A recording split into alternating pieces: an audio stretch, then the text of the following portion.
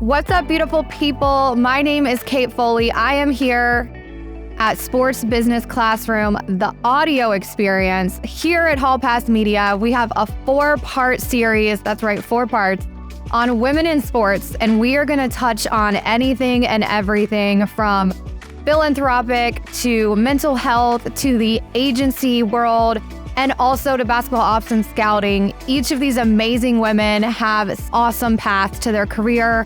They have amazing expertise in their fields. I know that in somewhere in this 4-part series, there is something for everyone, and everybody will be able to take away some little nugget of information, experience, and something to draw on as they chase their dreams down the path of their career in sports.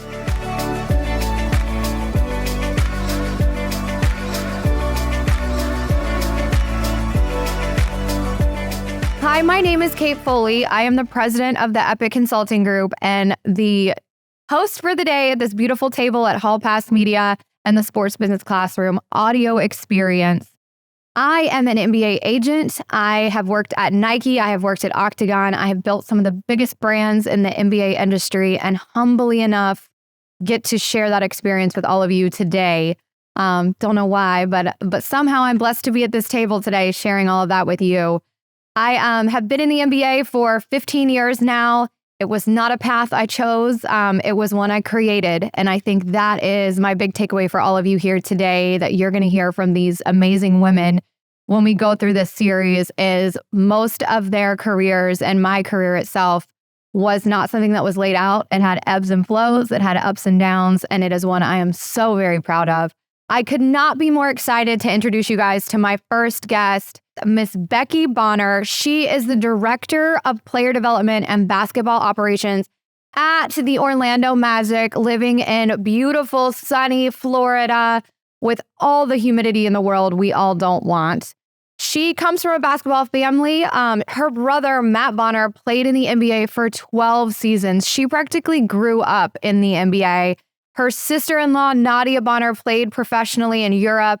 But Becky herself, because she's a total badass, she was a 4-year women's basketball player and starter and team captain during her senior year in college. After college, she went overseas and played professionally in Europe. And then she ended up retiring, but wanting to stay in sports.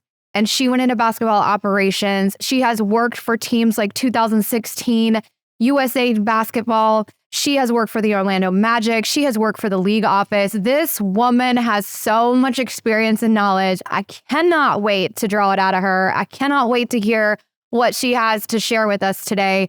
Everybody, Miss Becky Bonner. Well, Becky, thanks for coming on today. I'm really excited to have you here and kind of share just your knowledge and wealth and everything that goes on in your world. I think you are one of many people that inspire me. So I'm excited to get to share you, my friend, with the rest of the world and how amazing you are. So you are with the Orlando Magic, and you, in my opinion, run the world there. What for you has been one of your biggest surprises in your job with the Orlando Magic? One of the most surprising things I found about my job is, especially you have to, like, I come from the league office, working there 6 years, and then I transitioned over to the team side. And I would say that, the league office is a lot more corporate, meaning if you're going to talk about a topic or have a meeting set, it's going to be a proper calendar invite, and there's going to be all this preparation involved, and you'll be in a conference room with whoever you're speaking with and that sort of thing. Working for the team and the Magic, it's a lot more informal. And so you could be on your way to running to the restroom or to get a little, fill up your water bottle, and someone will come to you with a question that's kind of a big question. And so when I come to the office, or when I'm starting each day, the first thing I do is make sure I'm prepared, because I never really can predict what's coming my way, or what question someone's going to ask me about any given topic. And so I make sure I have feel for what happened in the NBA the night before, what's going on with our team, and then what's going on for the upcoming week for our actual schedule. and It just seems like you have what to we be have going like on. on the pulse of like everything. It's like, a bunch of hands in different pots and anything can kind of get thrown your way. And it's interesting to hear you talk about the league office is really structured and formal, and the team side is very almost more personal and personalized of just that intricacy of like family oriented. It sounds a little bit like it's more family driven and we're all part of a family instead of the corporate world. For you, like when you made that changeover, was that a hard adjustment or was that something you were prepared for and knew was coming? Or did that kind of catch you off guard to have to make that shift from like superstructure corporate to family oriented team? I definitely took me some time to adjust to learning the team environment and getting used to the flow and the ebbs and flow of the team lifestyle, because it is a lifestyle. It is not a 9 to 5. There are no, I'm going to take a personal day or a comp day or a holiday. It is a lifestyle and it is a very big commitment. And so you fold your life, you weave your life outside of your work into your workspace, and it becomes your community. And, you eat meals with the people that you work with a lot, and your colleagues and the players, and then you travel with people, right? And so you really get to know one another in a work environment space, but it does become more of like this special community, special subculture that the NBA life allows. When there's a new kind of wave into sports, and today we're talking about, amazing women in sports. Do you feel like sometimes, I feel like that sometimes when I'm at work is there's a little bit more pressure on a woman to kind of show up and be professional in a setting that is more community family oriented, especially when you travel, right? Like you travel with the team. I travel a lot for work too. They get to see you at your best and at your worst. And, I'm not a morning person, so I get to see people really early and we might not talk a whole lot because I don't want to because I'm not awake yet. How do you kind of balance, or have you ever felt the pressure to kind of be a little bit more on, is what I call it, as a female compared to a male counterpart? I definitely have been one of those people who I've always just been myself. And one thing about me is sometimes I'm awesome and sometimes I make a mistake, or maybe I did something that didn't work. And the thing that I've experienced is, my people aren't afraid to tell me when those moments are and give feedback, and I'm fine receiving it. I don't necessarily feel comfortable giving it to others the way that some people feel comfortable giving it to me. But I definitely feel like in this space, there are moments of where I'm more self-aware, I'm more conscious of, number one, I'm different than everyone else. Yeah. Number two, like I'll run a check through my head to make sure I'm dressed correct. Like I've just got everything the right way and sends the right message. And I almost, you could say in my earlier years, I've been with the Magic 5 seasons going into this is the 6th. And I think earlier on, I was a lot more a lot more hyper aware of this situation. And as time has gone on, and there's a level of comfort and confidence that comes with experience. Those things have gone away. But as a young, I think of young women coming into this league, or anyone new coming into a new organization, I can imagine that she would feel these things too. For sure. Yeah. I mean, I definitely sometimes feel like that, especially on the agency side, right? Of, you have to be on, you have to be sometimes the happy one in the room. Like you always have to bring in energy, and sometimes you just don't have it to give. Like, honestly, sometimes you just don't have it to give. And I heard something the other day. Somebody was talking about how, everyone always expects 100% all the time. And sometimes 100% isn't possible. So whatever version you can bring of yourself, bring the best version.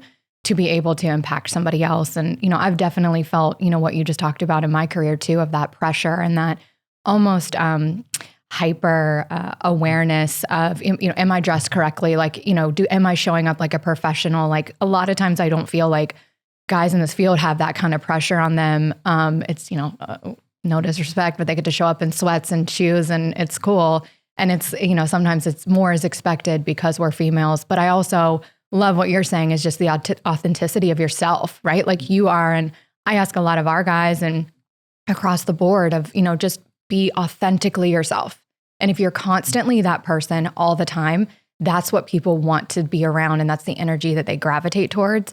And then you get to be comfortable in that space. And you're like, this is me, like take it or leave it. This is who I am. And you get to kind of give other people through your confidence in themselves, right? Because they're like, wow, she's just herself. It's okay for me to be myself. And it's interesting for you to hear you talk about, am I dressed appropriately? Am I giving off the right message?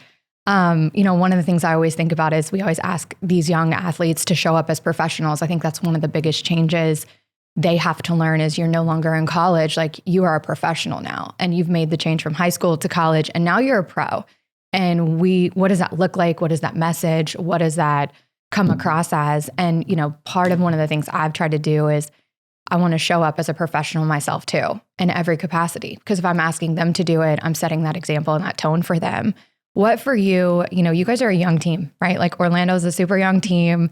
It's in one of my favorite places. It's warm in Florida. What for you, as we talk about the changes that athletes have to adjust to, adjust is a great word for that. What are a couple of the changes you've seen from the team side, as this league is ever changing and ever growing? As a female, I feel like they gravitate more towards women that are intuitive and nurturing and encouraging. Sometimes they need that softer side of understanding. Do you feel like that's important for you as a woman to show up in some capacity in that level for them from the off-court side as opposed to just on-court? I definitely think, kind of going back to what you were talking about with your experience earlier first, I just want to say that I think as more women are working in this industry, specifically NBA teams or around the NBA, I think there's a level of comfort and this concept of like we're working side by side with our male counterparts that continues to happen more. It continues to get better, right? Yeah. And so, sure. or more normal, I guess you could say. And so I think that that's a really key part of that because it's hard to hold some male colleagues accountable for something like, especially when I first started, where there was just not a woman in this space before. And so they just like, they've never experienced it. And it just takes a little time to get used to it, And I think it's great how the NBA teams and league have empowered women across the board and encourage women to be coaches or front office members, medical directors, et cetera, and all the spaces that you can work here. As far as the players concerned and adjusting to coming to the team, I mean, Orlando's a great market. I'd be remiss if I didn't say that. It's pretty nice, easy living with the sunshine and weather.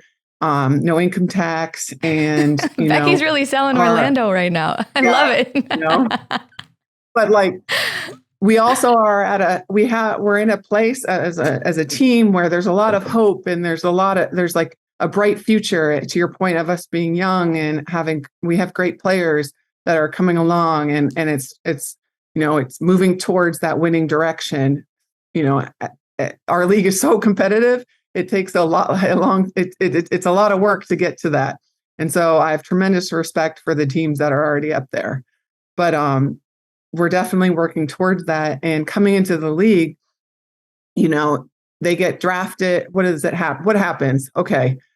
They finish their college career or whatever they were doing prior to June 23rd or whenever the draft is going to be in June. Once they finish that up, they go right to their agency and they start pre-draft practice. And that's waking up to lift, cardio, learn about diet and nutrition, how to do professional interviews and be on Zoom, how to market a brand or whatever. And it's all these things that are thrown at them. And of course, they have to work on their game. And so all these things are thrown at them in a short window. And then they go to New York. Their name gets called by Adam. They get drafted.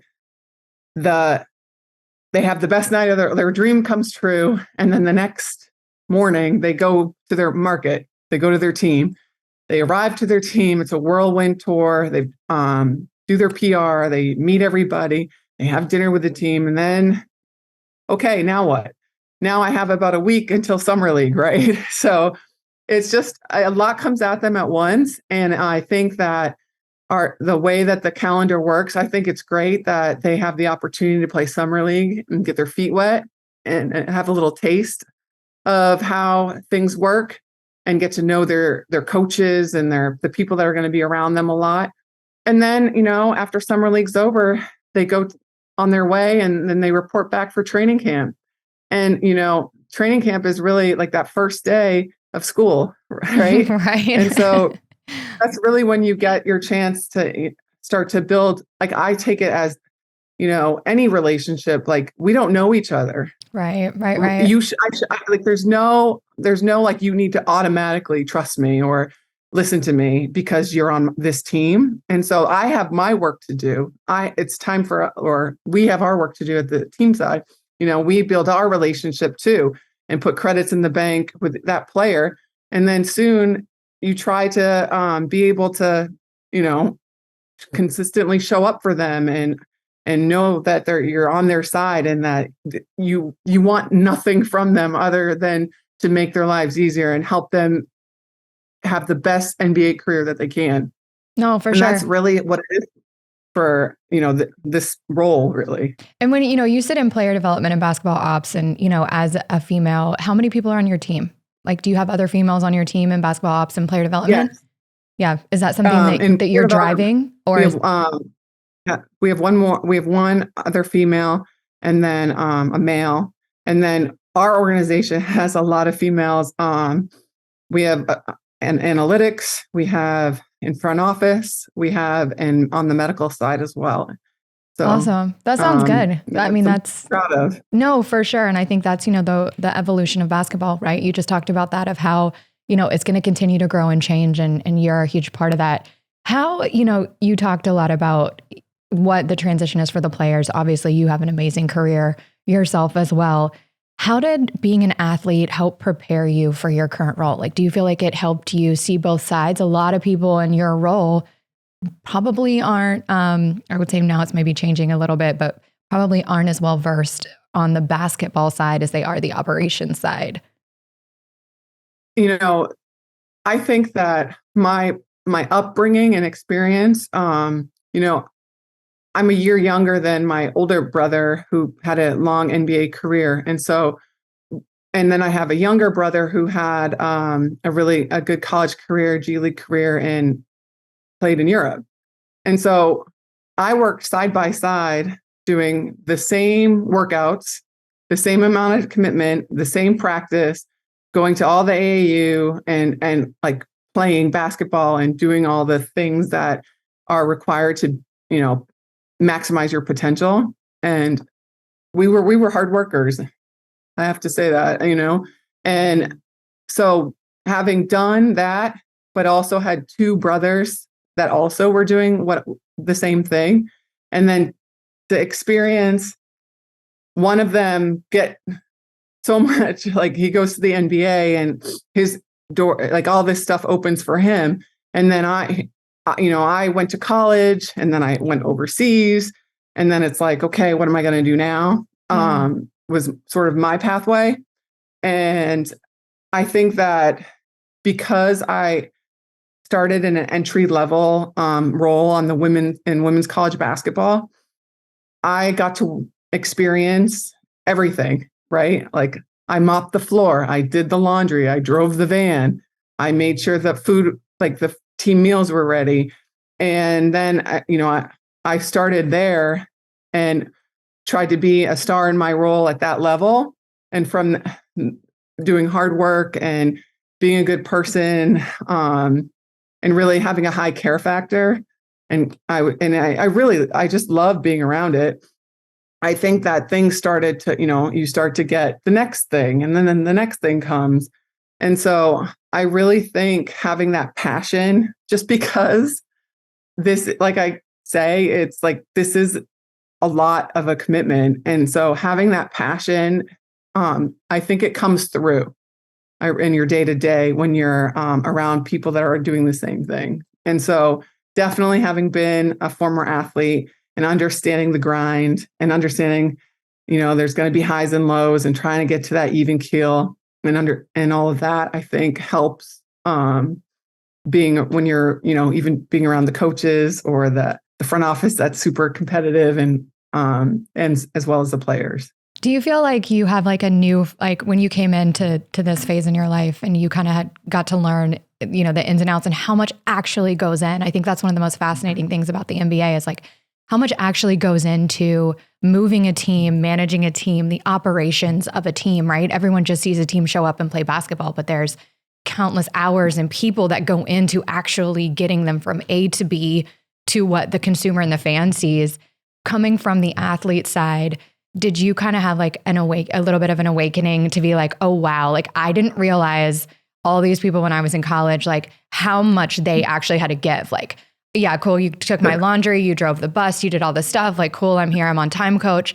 Now you're on the other side. Like, did you have that like aha moment where you're like, yo, these people were in it to win it. And I had no idea. And now I'm in it to win it. And I appreciate them even more.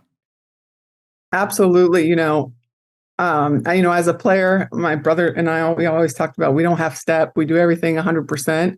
We go hard. And so, that was our focus. And then when I transitioned to the other side of it, I was like, wow, the coach doesn't just show up to practice to coach the practice. There's all, like, you know what I mean? Or like, we just don't show up to the game. Sure. There's all the stuff that goes into it. And, going into taking the same mentality as when I was an athlete to the other side, it's like, there's no half step and you go 100%. And, especially if you expect that from your player, I think like it's hard. Like if you're going to not do that, I don't know. I can't not do that. Yeah, I'm just not wired that way. Yeah, that's how I am. It's like you're all in. Like you can't halfway do it, or you just feel like you're failing. You might not be, but you feel like you're not giving your all. Do you feel like, for you in ops, right? Like you have this unique space and opportunity to kind of educate players on your team, right? Of what that takes, right? Like, hey, like, these people are in here cleaning the gym. You walk in and your uniform's hung up. Yeah. How did it get there? Like didn't just magically appear with Harry Potter. Like, how did that happen? Do you, in your role, do you take the opportunity to kind of educate them? I think you are just such a unique space from your experience and your brothers of you've seen every scale of this. You've seen the pro level, you've seen the overseas, you've seen the G League, you've seen college. You are multifaceted and kind of the experience that any given player can have on any level. Do you take like the time to kind of like teach them and take them under your wing of like, yo, I didn't know all of this happened. Make sure you thank the janitor, sure you thank security, thank the people that serve you your food, and on the meal, in the meal room, like, do you take the time to kind of educate them on the growing up process a little bit? And from like a player development and ops side, is that something that you kind of feel passionate about? Not to sound super cheesy, but we are so fortunate with our roster that these players are really like well-mannered and were raised right. So they kind of do that. That's who they are. But it's I don't find it's my job to preach at anyone. So I just try to organically model. Mm-hmm. And then if something comes up naturally and there's an opportunity to say something, yes, definitely. Yeah, that teaching moment. These players have so many people in their lives that are probably trying to tell them something cool or get them to do something that I don't want to be that person to them, like another noise. Like I don't want to be noise to them. Right. And so I just try to play it really genuine and but if But if I see something that is going the wrong way and not the right way, I'm going to say something to someone, whether that's with the player, coach, or whatever. Yeah, like it's for just sure. how I am, and try to do it coming from a place of respect. No. Well, and I think that's, always something that I admire about you is you are one of those people that just constantly shows up and you are authentically yourself, but you also hold people accountable. And I think that's something that, obviously I would love to see more of in this league. I want to ask you this question because I'm interested to know, what was your first job interview? And then how did it go? Because I know how my first job interview went. And yeah, I'm going to let you go on this one because I don't want to have to tell my story. That's a good question because, my first job interview had to have been when I joined Brenda Freese's staff at Maryland, because that was my first real big girl job, if you will. Yeah. And I just remember it. First of all, she is very easy to talk to. So she made me very comfortable. And it went really well, to be honest. Yeah. It's so easy to talk about basketball or anything for me. And so it's exciting and I enjoy it. So I think that just because of the role it was in basketball, that it went fine. To be honest with you. And then were you nervous? So help all these young women understand, okay, I'm going to go to my first interview. What would you say are the three most important things for you? If you're a younger you, right? What are the three most important things that they need to come to the table, come to this table with, right? What are you coming to the table with? Number one, you have to be prepared, right? Because if you're prepared and you've done your homework and you know names and you know background, you're going to be more confident and you're going to come off more polite too and in a good light. So I would say being prepared, then that leads to be confident because you're prepared, you're confident, and be yourself. Share a little, it's okay to be vulnerable. It's okay to stutter or say yes. Just if you go in that direction, just try to get yourself back on track and go from there. And I think that sometimes people are so concerned about saying the right exact answer, or the right thing. And you Google on the internet, how should I answer this question? And how should I do this? And there's a lot to be said for, being yourself, whatever that looks like. But you definitely have to be prepared. Yeah. And be humbled. Humble. Yeah. You're interviewing for their job. Totally. You don't just get the job. Yeah. You become a part of a community and a team that's you're a reflection of them, right? What was your dream job growing up? This was not my dream job. And sitting at this table, I don't even know how I'm sitting here. This is who am I? But what was your dream job? I don't know. I feel like I went to school for sports medicine because I thought that's what I wanted to do. And then I learned I hated sock tans and 5 a.m. football practice. So that just wasn't it for me.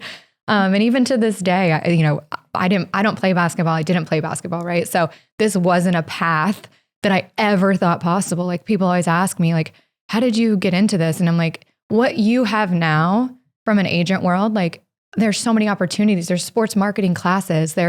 It used to just be business.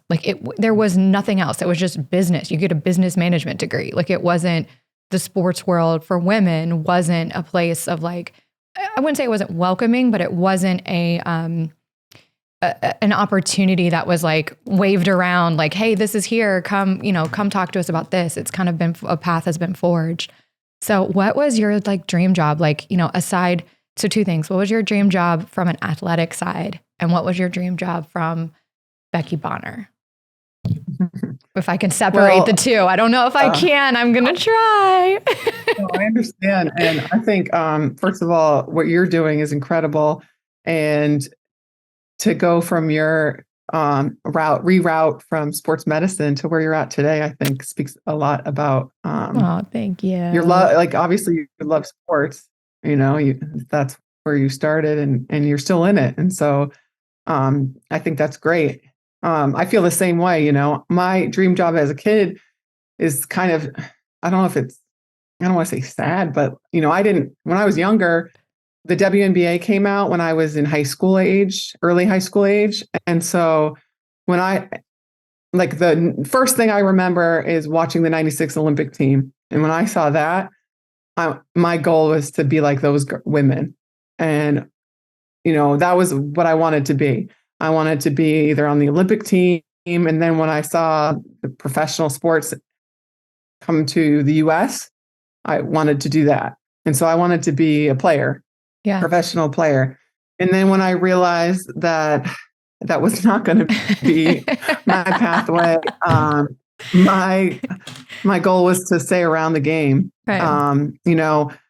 Sports in general, but basketball preferably. And so I briefly worked in minor league baseball and knew that, no, I'm not doing that.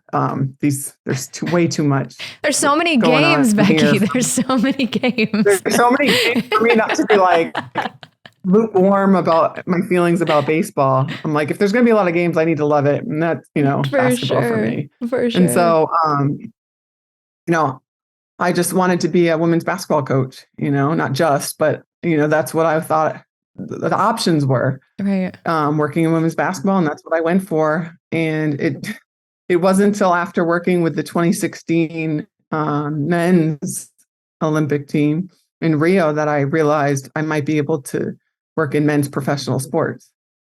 Wow. I'm a little slow.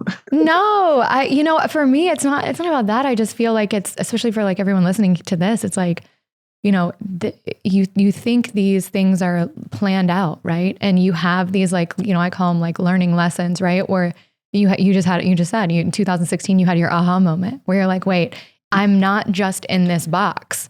I can now be in any box I want. And I saw the purpose and the possibilities. And had you not taken that opportunity, right? Big or small, whatever that was, you would not have gotten out of that box. And honestly, sometimes I feel like, even for myself, I put myself in that box. Like because I don't know. And so as a woman, I'm constantly like, no, I don't want to fit in a box. Like I'm going to take up a whole room. Like you're going to feel the presence. But, you took an opportunity, like I want to take up a room. Like I don't want to be just this small thing. But what you just talked about in that lesson you had of like 2016, like you had that moment. So take me back there. You had that moment and you're like, wow, it is possible. I can go to men's sports. Like as a female, this is possible because, keeping it a buck, like there weren't a lot of women in the NBA in the capacity you're in. Same thing for me. Like it wasn't like I had a poster of, some female agent on my wall growing up. Like that just didn't happen. So there wasn't that, but you have that moment. So you have that moment about the Rio team. What did you do next? So for everybody listening and for young women now that want to get in the space, you have your aha moment. Then what do you do? Well, I have to say my aha moment was definitely created by Coach K. He's super inclusive and really respectful and included me in meetings where I would look around and I'm with a GM of an NBA team, Coach K, our national team director, and then all these NBA coaches and college coaches from the men's side. And there were a couple of times where he asked me what I thought, and I spoke up. What? And then I realized I'm in this room contributing with these people at this level with all this pressure, because when you work for our national team, you can't lose. Like losing isn't really an option. So it's pretty intense. And so just because of that experience that he gave me and empowered me in that space was when I grew more confident, and I did okay, but they kept me in the room. Yeah. No, for sure. And so having that experience was really crucial to my light bulb moment, aha moment, for sure. I just think, it's amazing. And I watched, you see there's obviously like an old school and a new school in the NBA and just in sports in general. And I think so many times to myself, I take a big responsibility. Like you had that moment with Coach K where you're like, look, like he asked me my input. He brought me to the table. Like I'm in this room and no one thinks and again, I shouldn't say no one, but there's probably people in that room, right, that were like, she shouldn't be in here, like real talk.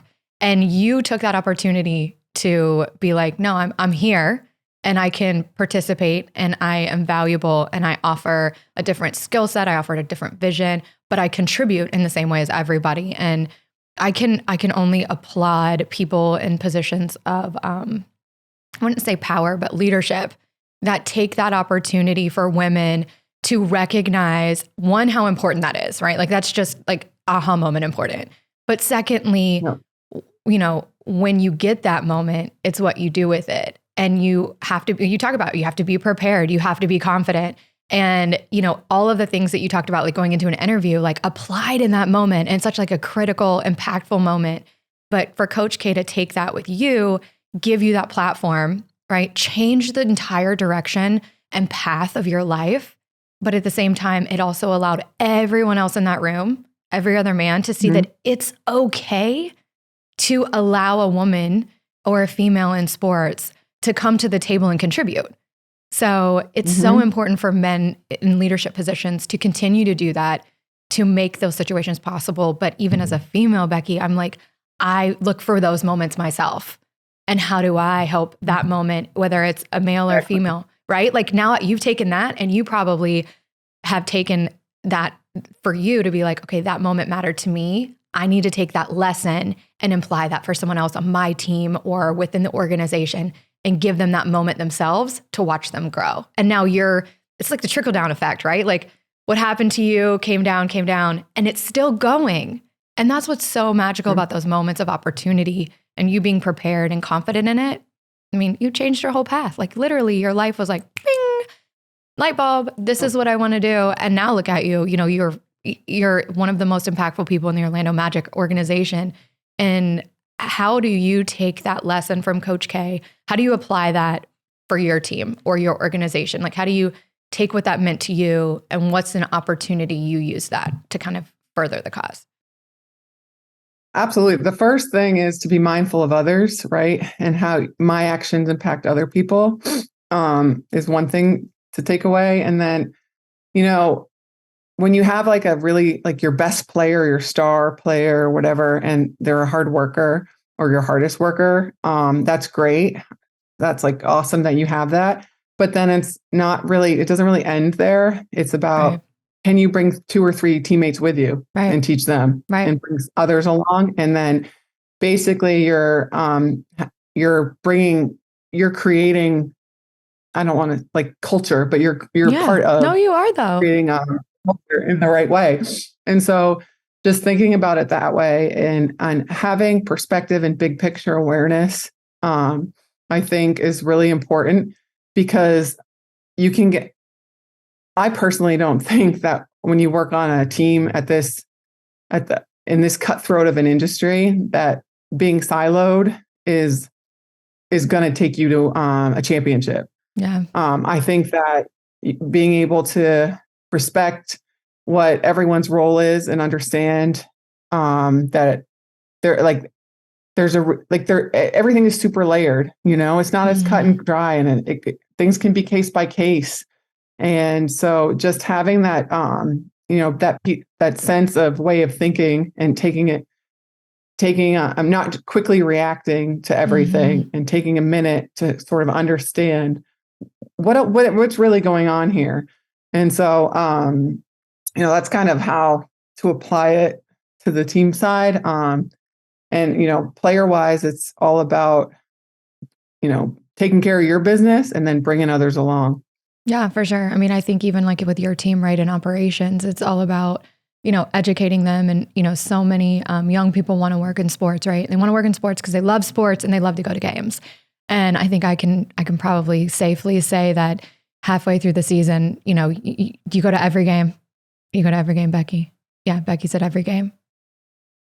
If I'm not at our game, it's because I'm at another game. Right. You're just like constantly watching basketball. Yeah. I mean, amazing. Literally, you probably watch it in your sleep too. I can't. Oh my gosh, you're so cute. No, but like, they want to work in sports because they love sports and they want to watch sports. But at the same time, it's not just about watching sports. Like you have a job to do. So like you don't get to be a fan when you work in sports. I think there's a level of like, I love what I do, but at the same time, like I try not to let my job define me, right? Like I'm a person and then I do a job. But, especially from the team side, like you're at all these games, you're constantly watching games, you're constantly evaluating players. What for you is, you clearly haven't lost your love for the game. Sometimes I hear people in basketball talk about, I tell my family all the time, like I've watched so much basketball, like I just, want to like not watch it anymore for a minute. What, for you, like what's a day in the life like, right? Like you just said, you're at every game. We talked about the level of commitment, Becky, like it's insane. And it's honestly, it's refreshing to hear you say that because so many people want to work in sports, but they don't understand the sacrifices that are going to come with the level of job or career that they want to have. Walk everybody through kind of like, it's funny, what's a day in your life? Like, I'm sure you're like, yeah, Kate, the days aren't the same. So can you tell me like, what was your day like yesterday? What's your day like yesterday, Becky? Let's just go. First of all, here's what I'll say is like, if you're a member of the travel party, that's a grind. Like I have total respect for everyone. I was a member of the travel party for 5 years. And then this year I sort of tagged out to do more pro personnel and scouting. So watching college or G League or in other NBA games and then coming back to the team. And so that's the first, like, so it's whatever path you're on, right? But if you're on the team travel side, that's either you're a part of the medical staff, you're part of the coaching staff, your equipment, travel and logistics, PR, or player. How many people are in that, Becky? How many people are in that travel party? It depends on the team. Like I would say like a low average would be 40 and then a high average would be 60. And people have no concept that doesn't even include like players, right? Like that's just. No, that includes players. Okay. So that's everybody. So 40, 60 people, you got to move. 40 to 60. It just depends on your team. Like some teams are really lean and some teams everybody goes. Yep. And it's tough because people have families and everything like that, and you're on a 12-day road trip and you could be losing or whatever's going on. And like I said, it goes up and it goes down, and you just got to find the middle. Mm-hmm. But for my day in the life lately, I'll say, is really about having an ear to the ground, like having a pulse on things in the league, and also like who's next. And so understanding the next generation coming up and having a pulse on that. So it's just making a lot of lists of names and positions and evaluations, communicating with colleagues and around from internally and externally, talking to coaches or whoever from different staffs to get to talk to learn more about players and all that. And then, if it's a home game day, we usually have a shoot around. It'll either be in the morning or early, like 3 or 4 for a 7:00 game. And, everyone has their routines and you just kind of watch everybody fall into it. From my position, I'm not necessarily active in game prep for players this year or anybody this year. In the past, I have been. So you just kind of let it flow, and then just here to help if anything comes up, and people know where to find me and know that I'll help them. Watch the game, enjoy the game, see the outcome, and then I usually just go home, and I don't like to watch right after whatever happened. I used to watch like if you played, I'd watch right after because I used to be a coach, and that's kind of what we do. Yeah. But now I don't. I'll wait, or I'll go on to something else. Okay. There's just so many. Break that down for me of like, so how much of the noise, like you're in a scouting role right now, right? Like more heavily scouting, observing, marking. How, for you, as you've made kind of that transition from like the traveling party we talked about to now doing more scouting, do you feel, there's not a lot. I mean, I'll ask you, how many female scouts are there? Like, I don't know the answer. How many? Do you know? Not enough. Let's say this, not enough. Like a handful, right? Maybe a handful. Right. And how, do you feel, which is just astronomical when you think about how many scouts are in the NBA? Give me your ballpark number. There's probably like an undisclosed number, right? Like they don't even want anyone to know because all these people are magically. There's a list. I don't think I have it easily. But I mean, that's probably hundreds, right? Like, yeah. There's a lot. Yes. Yeah. Like hundreds. Sure. Right. Yeah. Like, so you're a handful of hundreds, right? How have you kind of, as you've made that transition, has it been hard for you? Has it been easy for you? Obviously you come from the player world, right? So the level of respect that you command from a technical level and an analytical level and a gameplay level, right, is much different than somebody like myself who I have an opportunity to continue to learn. How have you been able to kind of navigate, I'm sure, like, have you ever experienced, like, as a woman, kind of just being like, not looked down on, but kind of doubted in this new role? Or I'm sure you have. I hope you haven't. And if you have, I'll come for them. But like, have you been doubted of your level of competency or your level of expertise in the scouting world as a female in a male sport? I don't think so. Not by nothing that really stands out and when it comes to memory. But there's been some things along the way that have been challenges and hurdles to get over. And a lot of the time it's just simply trying to enter the building, Yeah. And it's like getting my credential organized and them understanding that, I'm not a member of the media. I'm with the team. I'm a scout.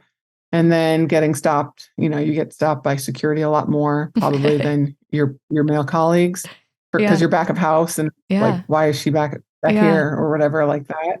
As you gain experience and become more known, that stuff lessens. It becomes less and less. And people are just doing their jobs. I know that. Becky, I say that all the time. Like they got a job to do and I can only respect it. And like, I know you got a job to do. You got to stop me. You got to ask me. They got a job to do and I'm not going to make their job harder. So let's all be friends here. And I think, it just goes to how you treat people. Right. And they're like, oh, okay, no problem. Like they just got a job to do. You got a job to do. Let people do their jobs. Just do it respectfully. You know what I mean? Like that's all I ask. That's it. And just to that point, it makes it a lot easier for the next time. And the one thing I will say, maybe being, not the lone female, but one of very few females, maybe it's also being 6'2" with strawberry blonde hair. You're really memorable. And so I love that. You're really memorable. I'm going to use that. I'm totally stealing that. They remember me. They're like, oh, you came the other day. Because it's like, you are different. So like one part of being different is that people will remember you. And that works with players too. Yeah. During the pre-draft process, I'm not sure. I'd be interested to know how many women they interact with in the interview process. Yeah. I'm in the room for our team. Yeah.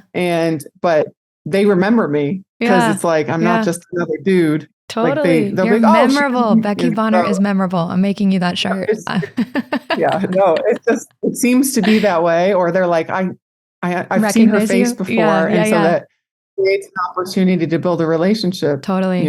Totally. No, I think that's like, I think it's spot on, right? Like it's, I think that's why I take such great pride in just always trying to show up professionally, but also show up on a human level, right? Because I think, I'm a person too, like this isn't my life. So I want to make sure that people respect that I'm a person and not just a valuable asset, but I'm actually a human being on the other side. And so I think, when you look at the role you're in and now and the limited interactions that other men in the scouting world might have with other females, right? I think for you, do you feel like, for me, I take great pride in kind of setting that standard, right? Of like, hey, you might run into another version of me somewhere down the road.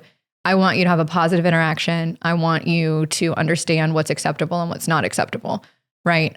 From that level of conversation, interaction, just even like things that are said, right? Because I think they're not used to having women in an executive level. And for you to be in the room during interviews, like that's so cool. And I want you to tell me like what that's like. Because the guys come in and you're in there, and I would almost venture to guess that their first thought, if they haven't met you before, seen you before, is that you're some type of support level instead of an executive level. And that's why, educating yourself on who you're in the room with and what role they play in an organization is so important, but also, making sure that you aren't just fitting in, that you are, commanding a room, like you are part of the conversation. For you, what would you say to young women that are saying like, hey, I want to be Becky Bonner. Like, I want to be an NBA scout. I want to be Becky Bonner too, everyone that's listening.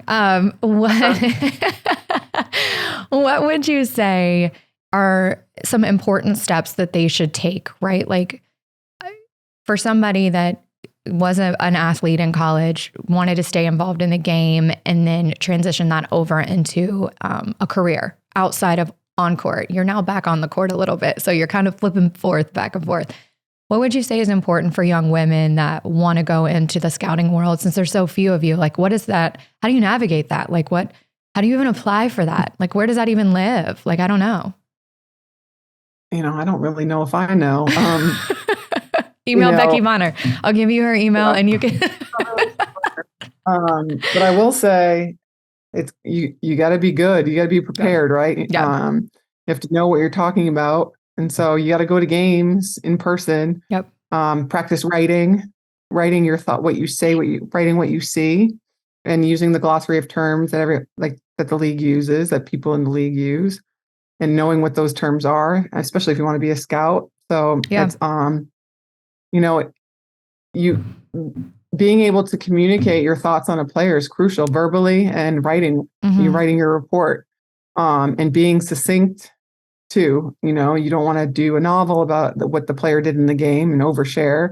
Right. Who wants to read that and be on the receiving end? But you also want to have an opinion. You've got to have an opinion on what you think of that player. Have you ever? Sorry, let me ask you along this. Those lines.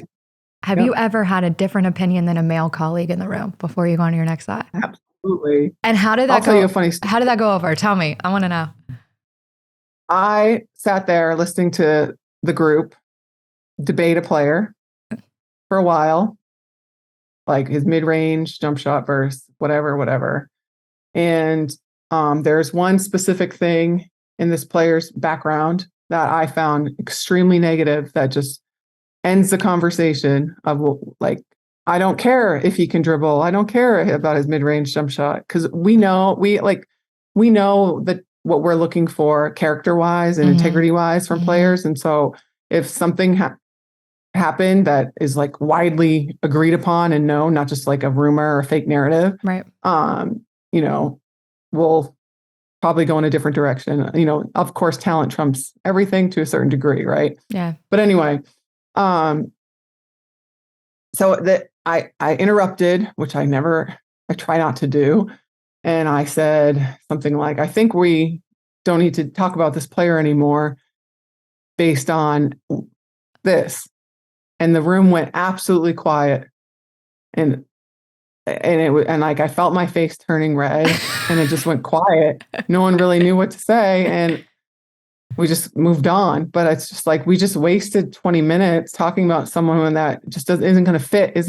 We're never going to have that kid on here. And so like, that was the kind of like one of the first time I really spoke up in the meeting, because the other thing about the war room, the draft room, or whatever these meetings is, it's a dialogue, and nobody really is like specifically asking you. No one's going to call on Becky and say, could you please tell me what you think about this? And so there's a lot of experience and knowledge in that room, and it can be intimidating. So intimidating. And so finding your time to be like, there's a lot of things to learn in that space. It's saying your opinion in the right way, learning to listen and not say anything. Like, you don't just need to say something so that people think that you have an opinion. Right. And so it's just like an interesting flow, and can be, and it's a big space to be in. And so it can be a little intimidating. And so understanding that when you do choose to speak up, that you do it with you know what you're talking about Yeah. is really important. And so for me, it all goes back to writing and you're keeping your notes. Right. You'll see like GMs they'll walk around. I know now it's iPads, but some of the old school guys walk around with these notebooks, and they ever lost that thing. Right. It's like a Bible, they right? write, but it's notes about everything that goes on. It's like a flow chart of players or whatever's happening. And I just think, when you write something down, you learn it. And so, and having that ability is really important, especially with scouting, because it helps communicate your opinion. And then it lives in a database where people can refer back to it when a quick decision needs to be made or whatever.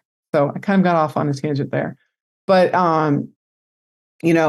coming into this industry on the scouting side, definitely need to know the game, definitely need to know how to communicate and work with others and have, and get over yourself. Right. Yeah. Because you could love a player and really think this player is great, and you can be wrong.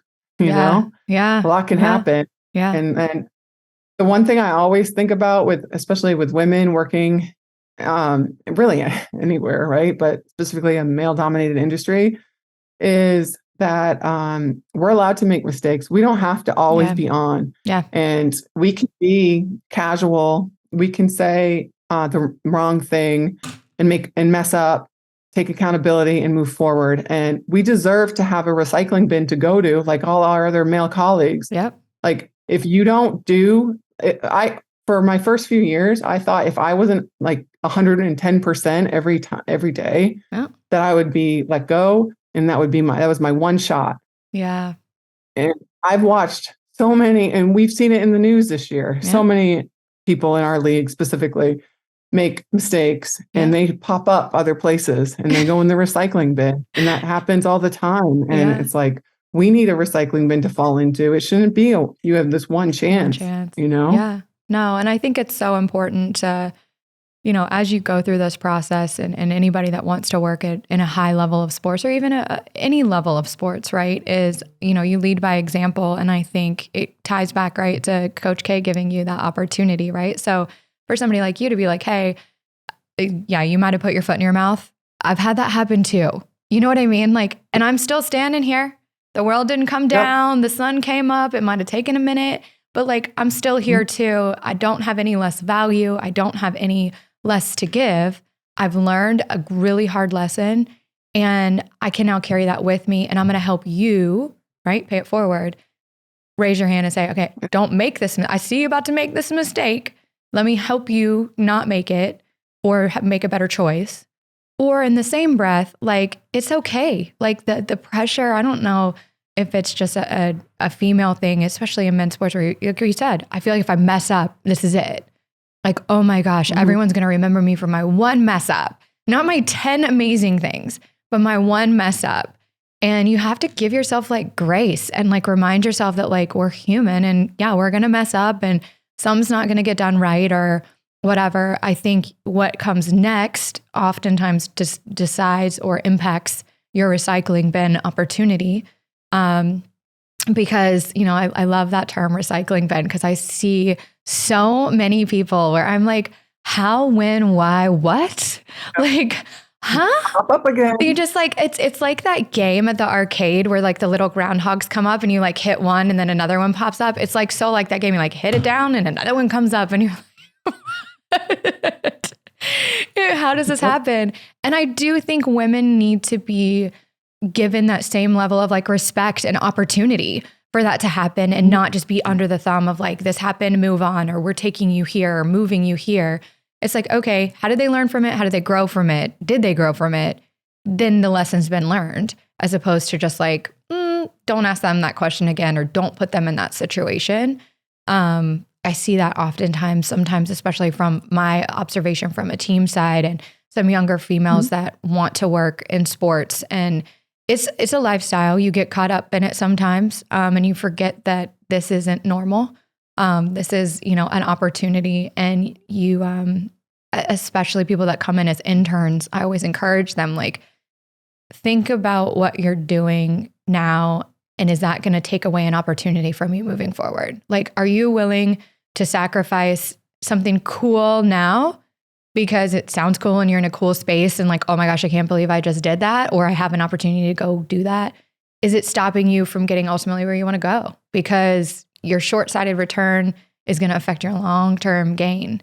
And you can get caught up in it. Like you can feel like you are cooler than cool. And then you overspeak, and the recycling bin isn't that big. It's a small little thing. It's like this right here. It's just a little thing for us. And I want it to get bigger.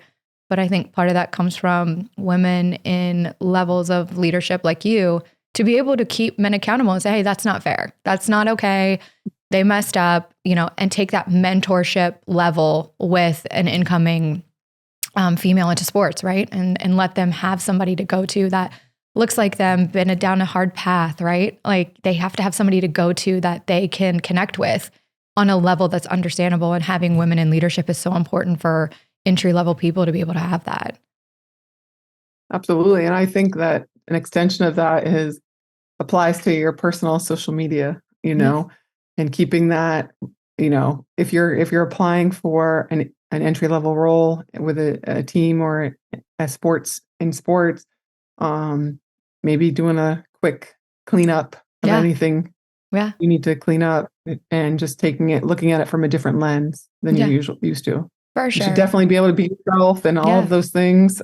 Power to everybody outside of work, but we're going to look. Yeah, no, for sure. Well, and I think too, it's always interesting, like, you look at your career and the ebbs and flows, or what I call it, of your career, right? What would you say is your highest moment, and what was a moment that was your lowest moment? That's a great question. Good job, Kate. Ooh, hey. I know. One of the highest moments most recently, and one of the moment that just felt so good, was when our team got the number one pick at draft lottery last year. We were all like our like all the people that were in Chicago were all together, and it was just like pure joy in the room, and being there and having that camaraderie with my colleagues and being a part of that meant a lot to me. And it felt so good. That moment felt so good to be a part of with our organization. That was one. And then also get the gold medal for 2016, being a part of that, because there were a lot of challenges leading up to it, and some close games and all of that sort of thing. And to remain undefeated and all and get that accomplishment was really, really high. Some lows, probably, I don't know if there's, losing a lot of games throughout the course of an NBA season can feel tough and challenge. It's hard. And so it's hard to keep hope alive in those moments, but, and see the light of the end of the tunnel in the long-term plan. But there's maybe some long losing streaks that felt pretty low, or wondering like, will we get to winning, and then just questioning that, but probably there. And then there's been some low moments, there are just challenges where something happens to you and it's just like, well, do I belong here? Am I celebrated, or am I just tolerated? Those kind of things. Oh, talk to me now, Becky. Am I celebrated, or am I tolerated? Moments, yeah. Kind of happen. And so I've had a few of those myself. And then, I'm passionate about the game, and I'm passionate, and I work on the men's side, but that doesn't mean I don't love women's sports and women's basketball on the college or pro or any level. And sometimes, sometimes thinking about that, some moments, just sometimes you're just like I feel like, not that I miss being around women, working with women more, but I think that I definitely have had those moments where I'm like, there's too many dudes right now. It's just too many dudes, Yeah, you're like, I just need someone. Yes. No, we talked about that in Vegas. Like sometimes you just need to like step away and just be around, like women and girls and just not feel like you're just constantly in this like male world, and remember that like you're different and you're celebrated, but like, it's okay too. What, I'm going to ask you another question. Oftentimes young women ask me this question and they get asked, I've heard this asked so many times. And I actually had it happen to me too. So I have 3 kids. I have 3 young kids. I know you're expecting your first little boy this summer, so I'm so excited for you. Did you ever, or have you experienced being pregnant, right? So many of these young girls tell me like they go to these interviews and people ask them like, do you want to be a mom? And I get so offended for them because I'm like, well, do you want to be a dad? Like, why is it I have to choose between a career and being a mom or being an executive and being a mom? Like, why do I have to choose between when my male counterparts are never asked that question? Like I can almost with 100% certainty say no one has ever looked anyone at a male agent and said, are you a dad?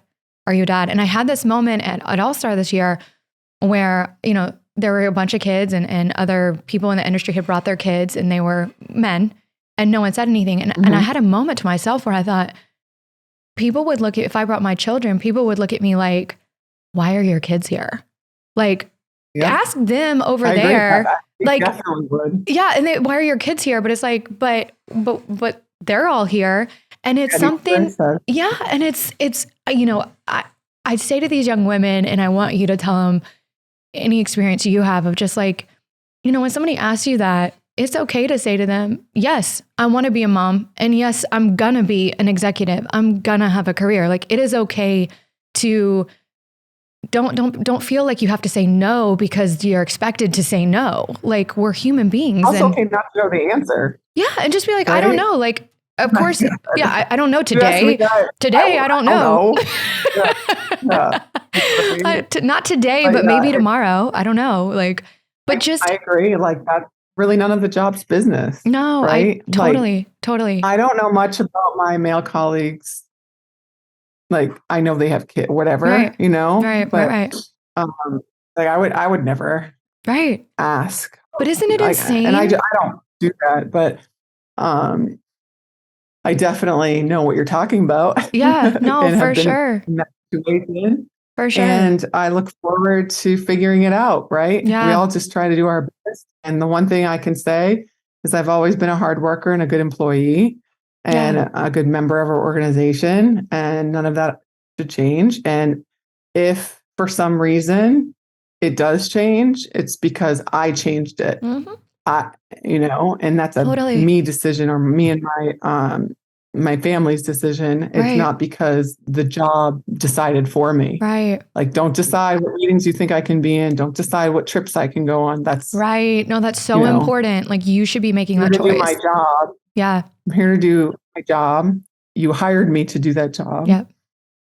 What's changed? Right. Nothing. I don't get that. Yes, you do have to take maternity leave, or like you should if you have it, or if you're fortunate enough to have it. Yeah, you should enjoy it. Yeah, if you can. Like I know everybody's situation is different in workplaces and all of that stuff, but there should be no guilt, and there should be, it should be okay. But there's always going to be some hurdle. Mm-hmm. And that's the beauty of being resilient and if you're a woman working in sports, still, you are resilient. That's one thing I know about. Yes. Resilient. It is like your 9 lives of a cat. You just keep going. Yep. And I think, it's funny. I went through a phase where with my kids, I didn't bring them to a lot. One, just to shield them because it is a lifestyle. It is crazy. It is insanity. In different situations that, I just wanted to protect them from, and I continue to protect them from. But at the same time, I also have now at this phase in my life and career decided that if there's an opportunity to show them what I do, like I leave, they don't know what I do. They don't understand. They don't really care. Right. But like, then when they get to see it, they understand it. But then also I have boys and girls, I want my daughter to know that she can be anything she wants to be. There is no limitation to what that is. And I want to lead by example for her and any young female, but at the same time for my sons to understand that a woman can be anything too. And so that that is how, for me, when you think about how do we change the stigma around, women in sports and can they do this or can they do that? It is all about education. It's all about awareness, but it's all about creating opportunities for people to have their aha moment, right? And sometimes I think to myself, I don't understand what this purpose was and why I had this really bad interaction with someone. But at the same time, it might not be my aha moment. It might be theirs. And so I don't want to back down or not sit at the table or speak up or whatever, because you might be someone else's aha moment. And that is when you look at your kids and you look at these young, what are they now? Like Gen Zs? I don't even know. Millennial. Yeah, Gen Zs. I don't even know. Like the younger world, let's call them that. Yeah. The younger people coming up is like, don't, one of the things I'm super aware of is there's always somebody coming next for me, right? There's always another me in this world from like a job perspective. Same thing for you, right? And so I want to make sure that I leave a positive impact on everybody, but I also set the tone and the standard for them to enter this so that it trickles down for them. So if somebody sees me with my kids or not with my kids or on the road or not on the road, like, I want them to know that they can be anything they want to be and they don't have to not do something. Making sure that you have the support of your male colleagues and also just the respect from them too, right? Because, my biggest fear when I had my kids was like, I'm going to leave and they're going to replace me, right? Like I'm going to take my maternity leave and someone's going to have to fill in and they're going to do better than me and they're going to replace me. Like that is a human fear, like seriously. And then I realized totally. But then I'm like, I'm valuable. I'm really good at what I do. And if that's what happens, that's what happens. But I'm not, you know what I mean? Like the world keeps going. But at the same time, not letting that weigh down my experience I'm going through as a woman. I mean, how many guys on the teams have kids? A ton of them. Like all the players, the majority of the players have kids now. And so when they have little girls, I have a client that has a little girl, his little girl now gets to see that she can be this too, like it's not. So I take great pride in being a woman in sports, I should say, of kind of like creating that narrative of not, it's the saying of like, instead of saying, why me, saying, why not me? And taking that to every situation of why not me? Like, I'm good enough, I'm valued, I'm prepared, I'm ready. Why not me? And as a woman, carrying that confidence into a room, to an interview, into a very tension-driven situation, right? Like there's some situations that are super like, and I feel like sometimes you can be the calm because you are resilient and you're like, hey, like everybody take a beat. We're all good here. And I think a woman can bring that type of atmosphere into a room that might have a little bit too much egocentric testosterone in it. And it's like, hey, everybody take a beat. And I think that's something that we as women should do more of and be present in. I just don't think having all of one thing is ever like the best way to go about putting organization together. And so having that other side, whether it's whatever marginalized group it is in there, is valuable. Totally. And contributes. And then kind of what you're saying, it's like, I can only control what I can control. And that's you. That's yourself, right? And how you show up and being prepared, like you talk about, and having confidence and setting the example and level of care for yourself that you need to have, that you're the person you can control. And if you, like you said at the very beginning of this, if you are authentically yourself, you don't have to remember what you said or what you did because you know exactly what you would do in that situation. Absolutely. Well, Becky, you have been amazing. Amazing. Like, what are you doing the rest of the day? What do you got on tap? What are you doing the rest of the day? I have to get ready to go. I'm actually not in Orlando right now, but I'm going back to Orlando. Okay. Because we are hosting, or Orlando is hosting the first round of the NCAA tournament. Oh, wow. I'm going to go watch all those. Wow. Yeah. Okay, so one last question for you. If you weren't doing what you're doing right now, what would you be doing? If you weren't working in sports, what would you be doing? Ooh, that is a very good question. Ooh. If I weren't working in sports, Yeah. see myself doing some sort of probably teaching or Yeah. I don't help something that would impact others. Right. I don't know. That's a good question. Yeah, I just don't know. Honestly, it's good that you don't know, because that's part of why you're so passionate, is because this is where your dream lies, Yeah, right? Like this. right. Don't know. No, Yeah. this is where your dream lies, and this is what your path has been, and like I said, it's you continue to inspire me and all the women in sports now and who want to be in sports, and all these young women that want to find their own path. It can come from being a player, right? And transitioning there. It can come from not playing at all and kind of finding your way and opening doors. And, all of it stems back to exactly what you said at the beginning, which is be confident, be authentic, be prepared. And that's one of the things, like, honestly, Becky, I find people expect women not to be prepared in sports. Like, I feel like they are just looking for an opportunity to, like, aha you. And it's like, no, I'm right here. Here are my notes. Here's why I say this. Here's why I feel this way. And then they're like, okay, nope, she's on it. Can't play on that side of the field today. Like, nope, got it. And being prepared, whether that's an interview, an internship, you're just having coffee with someone, you have to be prepared and be educated on the person you're sitting across from, because they're going to meet, like, you have a team of people you lead, right? I have a team of people I lead. Like, I want everybody to feel equal. I want everybody to feel valued and celebrated. And I also want them to feel like they can outgrow the role that they're in. Because I think sometimes as women, it's like, this is my box. I'm going to be in it and I'm going to kill it. But eventually you're like, okay, this box is getting a little tight. Like, I want to keep going. And I've done everything. I've done so much, even within the organization that I'm in. So I understand that 100%. would you say for anybody wanting to go into sports, women specifically, sometimes I hear these kids like, I want to be, I want to be a scout. Okay, well, you're not going to enter in as a scout. Like, I hate to break life to you, but like the reality is it's going to be a very hard path, and you need to be okay taking an opportunity that might not be your dream opportunity, but it's going to lead you down the path to your purpose. And instead of saying like, I want to be this, like, I think it's like, that's my end goal, and here's what I got to do to get there. Because so many kids now, like, and young adults want to be like, hey, I want to be a GM. I want to be a coach. I want to be this, that, the other.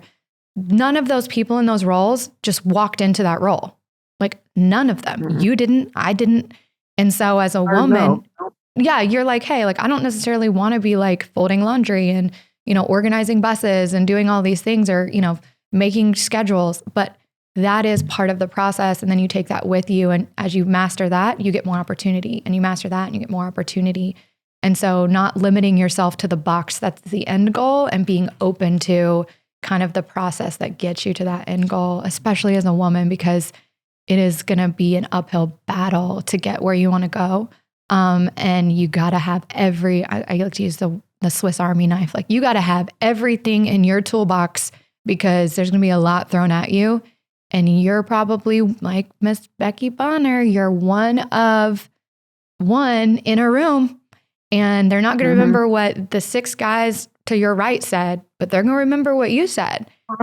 100%. Right. You just have to do the work. Yeah. You have to work. It's work. Yeah. And that's just what it is. It's work, and it's a commitment. Totally. What would you say to your 12-year-old self right now? Gosh. Well, I would tell her that she's not going to grow anymore, because I've been this tall since I've... Shut up, for real? What? Yes. What? Yes. Or that it's okay that I'm this tall, because I'm going to be a badass. So like, I'm the shortest in my family, and I'm 6'2", so I've always been okay, that I'm tall, because I kind of didn't know I was until I went into the world. But I would say you can, like what you just said about your kids, you can do whatever it is that you want to do, great. Set your goal, but you have to do the work to get there. Yeah. You can't just wish it to happen. Right. And you can't think it's just gonna happen. Right. You know?